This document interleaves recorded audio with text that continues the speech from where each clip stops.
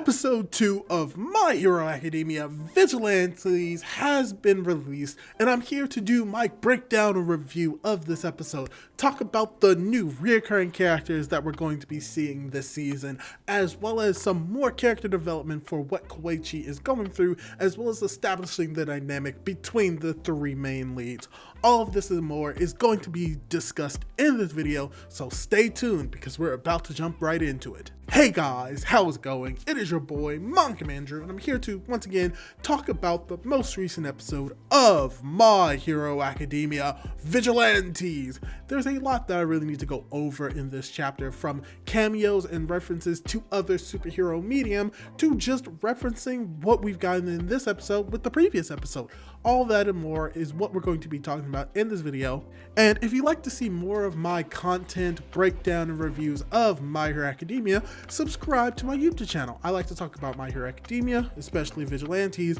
and if you want to see more content like this, like I said, leave a like on the video and subscribe so that I know you want to see more of this. And without the way, let's dive right into it. So for starters, the title of the episode is Takeoff, which takes its name from Manga Chapter 2 in My Hero Academia Vigilante. And the episode itself covers material from Chapter 2 from page 11 onward, as well as the entirety of Chapter 3. And what it seems from both this and the previous episode, the actual titles of each episode will also be accompanied by a screen that is going to give you the definition of how the series is going to be defining what a vigilante is. So that's a cool and neat and interesting touch that this anime season has done, and I like that they did it. But before we get into the content of the episode proper, let's discuss what was actually cut from this episode that we see in the manga. And for the most part, what was cut from this episode is the same that was cut from the previous episode, which is the first initial introduction of Koichi and the gang as they're fighting off the four-armed villain, as well as the first 5 pages of Chapter 3, which sort of establishes more of the world of My Hero Academia from Koichi as well as the Vigilante's perspective in this manga. But because this is a spin-off of My Hero Academia, that is not a necessity due to how popular My Hero Academia is, so it's reasonable to understand why that information was cut. However, this is going to tie into something else that the anime actually cuts a lot of, which is the inner monologue of Koichi, and really for us as the watchers to really understand what is going on through Koichi's head, and how a lot of that is cut from the anime, most likely due to time. However, it does not completely hinder the character of what Koichi is going to be in this series. However, having it would improve on his character even more. But going more into the actual episode proper, the episode actually begins with an amazing action sequence continued from the previous episode, with a lot of good choreography in this fight between Knuckle Duster and Eraserhead in comparison to what we got in the manga. And something interesting is that a slight change from the manga that we see in the anime is that with this full action sequence between Knuckle Duster and Eraserhead, before Koichi and Pop Step chase after him, we get pretty much the initial first half of this confrontation that is not interrupted at all, versus what we got in the manga, where we see that there is some interjection between the fights of Knuckle Duster and Eraserhead being interfered by what is going on with Koichi. So basically, the anime more or less streamlines the fight from the manga, which I enjoyed, as well as it still keeps the major crucial part of the fight between these characters, which is the reveal that Knuckle Duster is actually quirkless, and how this quirklessness is going to play a major story beat later on in the story, so just keep that in mind. But afterwards,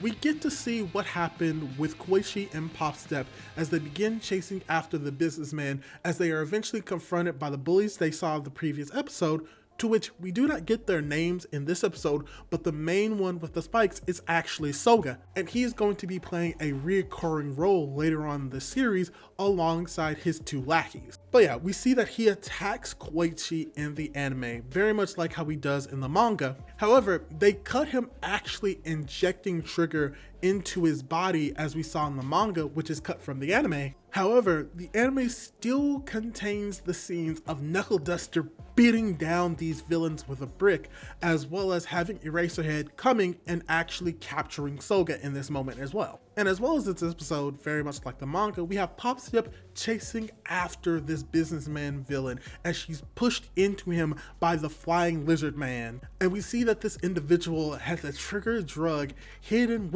inside of these action figures, as we do get an added sequence of him taking the trigger drug and it activating in his blood, which is very cool and not in the manga, as he grows bigger in size and grows 4 arms, which he uses to both capture Popstep and the flying lizard man who took the trigger drug as well. And something else that I enjoyed about this scene is that we get an added context to this individual's quirk, which is revealed to be playtime, which is not something that we explicitly get in the manga, but it's very cool that the anime decided to clarify what his quirk is, which gives a better explanation for like why he's able to do what he's doing right now with the multiple arms, but also continuing into the idea why he's acting a little bit more childish in this moment. And it's because he has a quirk named Playtime, which most likely allows him to quote unquote play, but requires him to basically be dumbed down to that of the mental capacity of a child. So this is what I really do enjoy about the anime medium,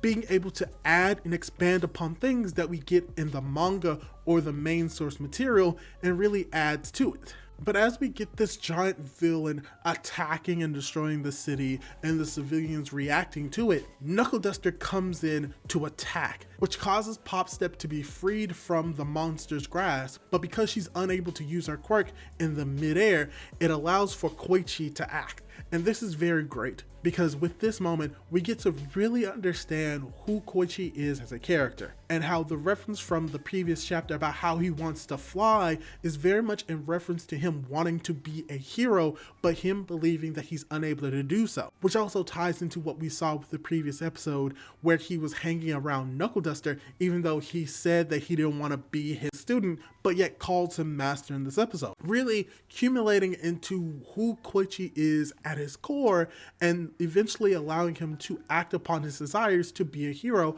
by saving Popstep, which eventually thanks him in a roundabout way at the end of the confrontation.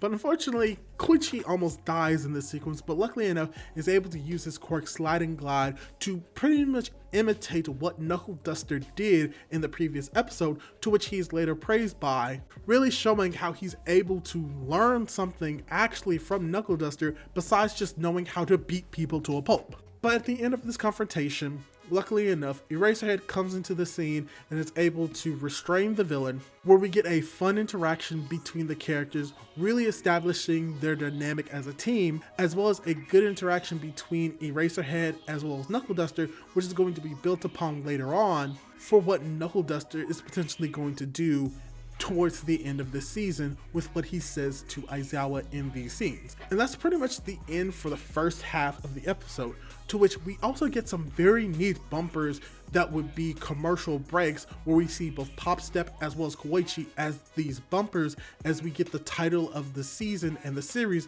My Hero Academia Vigilantes. But when it comes to the second part of this episode, this is where we really focus more on a villain of the week format, where we get to see an establishment of the team dynamic and more reoccurring characters that we're going to be seeing later on in the series. And just to start off, this section of the episode actually starts off with some very interesting reoccurring characters with some very interesting references to, because these two recurring characters are Ichimoku Samazu and Jubei Namimaru, two middle schoolers who, aesthetically speaking and quirk-wise, are based off two comic book characters from Marvel via Cyclops and Wolverine respectively from the X-Men. And you can tell just by their aesthetics, which is even funnier because they're supposed to be in middle school. But another reference that I want to bring up is that we actually see one of these characters prior in the previous episode. And we see that in this episode, they are both fans of Popstep, but it's actually Ichimoku we see in the previous episode who is rooting for her in the moment where Popstep is having their impromptu concert. So this is just a good example of showing how these more side characters are going to be reoccurring within the series itself, and they aren't just one-off characters. I also want to bring up one more thing when it comes to these two characters. That is, not only are they aesthetically similar quirk-wise as well as appearance to both Wolverine and Cyclops, but they are also most likely heavily inspired by Japanese Shonen Jump characters Jotaro Kujo and Josuke Higashikata, and their inspirations can be seen on the Wolverine-like character's hat being very similar to Jotaro's, and the Cyclops individual having a pompadour similar to Josuke. But also what we get to see in this sequence as well as the establishment of the dynamics of the characters. Where we see Popstep in this moment is more of a scout slash investigator slash brains of the operation, with Koichi being the more speedster distraction aspect of the team, and Knuckle Duster being the powerhouse. And how this is also a good moment that is properly introducing Koichi's hero persona as the Crawler. As when it comes to this thing, we also incorporate a flashback that we get in the manga with a nice added change to it. Because in the manga and in the anime, it's established that Knuckle Duster gives Koichi some biker apparel that allows him to be a little bit more open and a little bit more creative and less restrained by his quirk. To which the anime does not add this very important sequence from the manga where Koichi establishes that his quirk can make him move faster, but he chooses not to because it is more dangerous, which is the reasoning why he's going to have more armor with his hero costume. So that is not included in the anime, but what they add to it is that he's actually wearing battle armor or a sort of Kevlar vest underneath his hoodie, and that even though it's not explicitly stated, this implication in this addition will be an explanation for why Koichi is able to move a lot faster than a bike later on in the series, and it's due to the fact that he can do it now because he's able to protect himself from potential harm at going at faster speed. So while the anime does change and remove things that were in the manga, it adds things to compensate it and really separates itself from its original material and really allows it to stand more on its own. But yes, as we get Koichi introducing himself as the Crawler, he is also beat up by these two middle schoolers before Knuckle Duster arrives. But this leads into Knuckle Duster, Koichi, and Popstep getting involved with a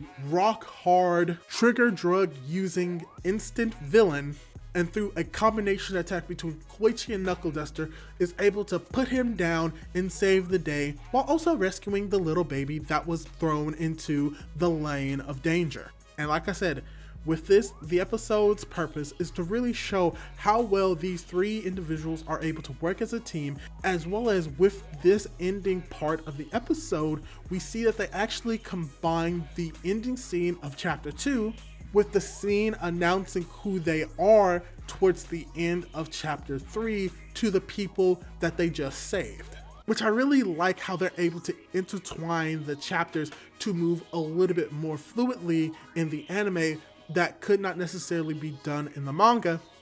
as well as I do, once again, love how they're able to move scenes around to make them fit even better in an anime format. So yeah,